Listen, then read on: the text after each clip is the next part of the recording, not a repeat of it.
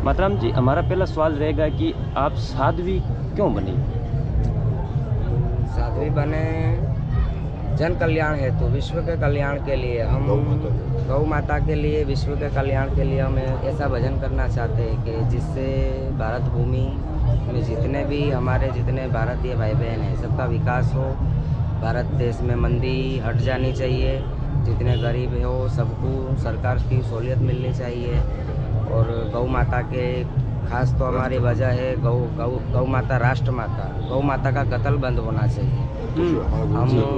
हम हिंदू धर्म में है, सत्य सनातन धर्म हमारा है। गौ माता को हम माता भी कहते हैं, पर कहने के लिए ही माता है, हम मानते तो नहीं है।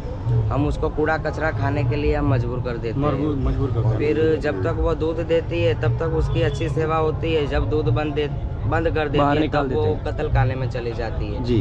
और वो मटन के भाव में वो बिक जाती है। तो हम माता क्या, हम हमारी माता का भी यही हाल करेंगे?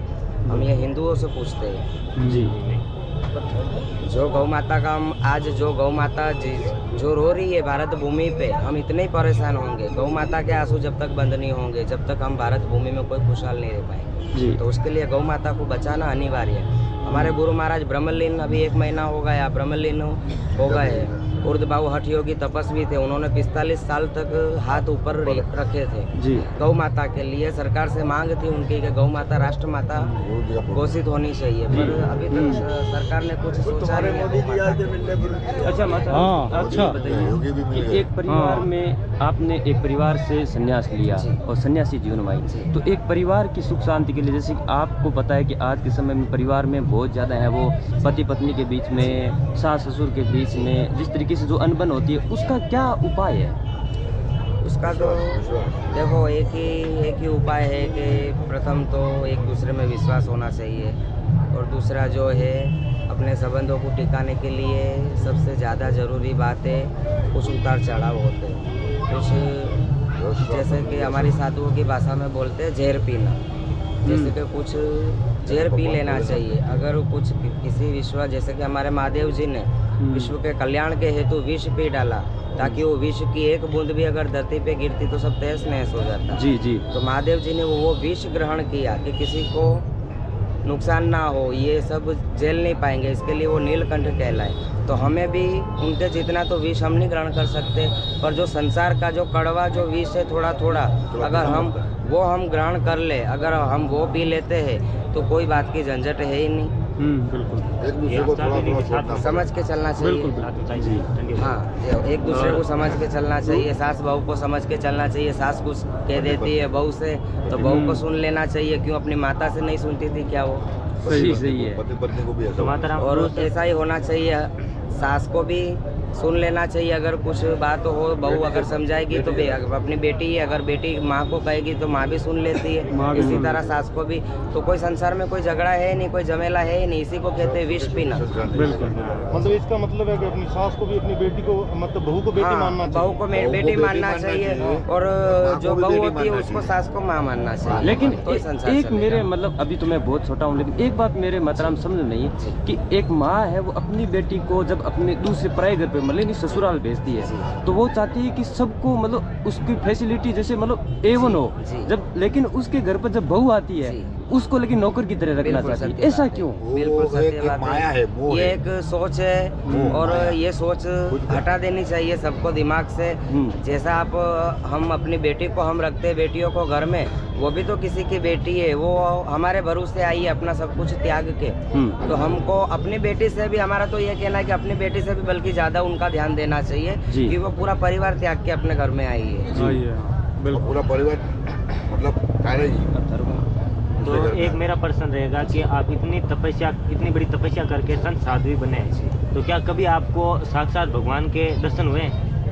देखो, दर्शन तो नहीं पर अनुभूति जरूर होती है। अगर गुरु जी का आशीर्वाद हो, गुरु कृपा हो, तो उससे हमको अनुभूति ईश्वर की जरूर होती है कि ईश्वर हमें ऐसे कुछ संदेश देते हैं कि हम आसपास में ही हैं। ऐसे हमको अक्सर संदेश आभास ऐसा मिलता रहता आभास मिलता है, है। अक्सर संदेश ऐसे भगवान जी देते रहते हैं। किसी न किसी रूप में आके। किसी ना रूप में आके, कहीं हम संकट में हो तो वो हमारी कई ऐसे संकट में से हमको उगार देंगे, हमारी हेल्प कर देंगे, वहाँ से हमको निकाल देंगे। अच्छा माताराम, आपको बताया कि हमारे भारत में है वो लगभग लोअर मिडिल क्लास के लोग हैं, तो एक आम व्यक्ति के जीवन में ऐसा कौन सा मंत्र है जिसके घर पर है वो अपार धन लक्ष्मी आ जाए, या फिर वो क्या करे जिससे कि उसके ऊपर जो कर्जा वगैरह है वो उतर जाए? देखो, मंत्र में मंत्र तो ओम नमः शिवाय पंचाक्षर मंत्र से कोई बड़ा मंत्र नहीं है। अगर हम नीति नियम से उसे करेंगे तो उसी से लाभ होंगे। और महामंत्र संतों ने वेदों में, सभी तरह के ग्रंथों में, हमारी 18 पुराण है, सभी में उल्लेख किया गया है। इसमें 4 वेदों है, 18 पुराण है, उसमें उल्लेख है। मंत्र है, मंत्र महामंगलकारी, ओम नमः शिवाय, ओम नमः शिवाय, ये पंचाक्षर मंत्र है, इससे बड़ा कोई मंत्र नहीं है। बिल्कुल। और जैसे आप इतने मतलब तपस्या करके संसाधु बने हैं, तो क्या आपको कभी घर परिवार की याद आती है? घर परिवार की याद कैसे आएगी? आप सभी तो हमारा परिवार हो। जी बिल्कुल बिल्कुल, आप सभी हमारा परिवार हो, आप हमारे भाई लोग हो, फिर भी जैसे माता अपने- बहनें आती जैसे रहती आप अपने माता पिता होते हैं, उनकी याद नहीं, याद कैसे आएगी? हमारा जो कुछ होता है हमारे गुरु महाराज ही होते त्याग हैं, दिया। हमें केवल गुरु महाराज की याद आती है और किसी की याद नहीं। मतलब घर त्याग दिया आपने। हाँ जी बिल्कुल। अच्छा, एक बात बताइए, मेरे मन में एक सवाल आ रहा हाँ है कि अगर कोई हमारे जैसा कोई आम इंसान अगर साधु का संन्यास लेना चाहता है या साधु बनना चाहता है, तो उसको क्या करना रहता है? मतलब देखो, आप साधु बनना कोई नॉर्मल बात तो है नहीं। साधु बनना तो बहुत कठिन बात है। तलवार की धार के समान हर एक चीज़ का सामना करना पड़ता है, हर एक चीज़ को त्यागना पड़ता है, तभी साधु बना जाते हैं, ऐसे साधु नहीं बना जाता है।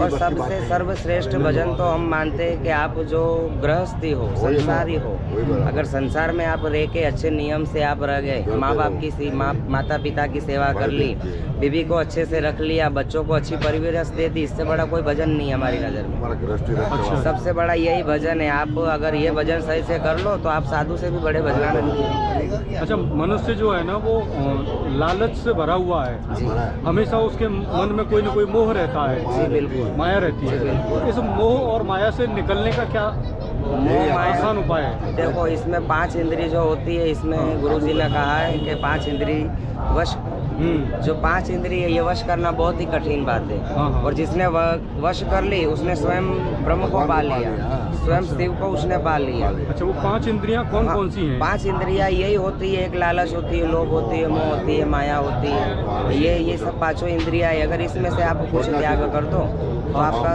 सही भजन हो जाएगा। हाँ, एक मेरा प्रश्न रहेगा हाँ जी। कि इस कलयुग के अंदर माता पिता से कोई बड़ा भगवान है क्या? माता पिता से बड़ा कोई भगवान नहीं है। सर्वप्रथम अपना हमने हिंदू धर्म में माता पिता को सबसे भगवान की उपाधियाँ दी है। सर्वप्रथम गणेश जी जो थे, उन्होंने पूरी सृष्टि को एक उदाहरण दिया है माता पिता की परिक्रमा करके। तो हमें सबसे पहला हमारा माता पिता तो घर में ही है, हमारा भगवान तो घर में ही है। अगर माता पिता की सेवा कर ली तो हमने भगवान की सेवा कर ली। चारों धाम हमारे घर में ही है, गंगा यमुना काशी गोदावरी मथुरा सभी हमारे सब तीर्थ घर में है। माता पिता के चरणों में हर तीर्थ। और फिर दूसरा उपाध्याय दिया गया है गुरु महाराज को। गुरु महाराज के भी तुलना में कोई ब्रह्मांड का त्रिलोक का नाथ भी नहीं आ सकता है। गुरु महाराज की भी इतनी प्रचंड शक्ति होती है। धन्यवाद ठीक है, धन्यवाद माता। ओम नमो नारायण।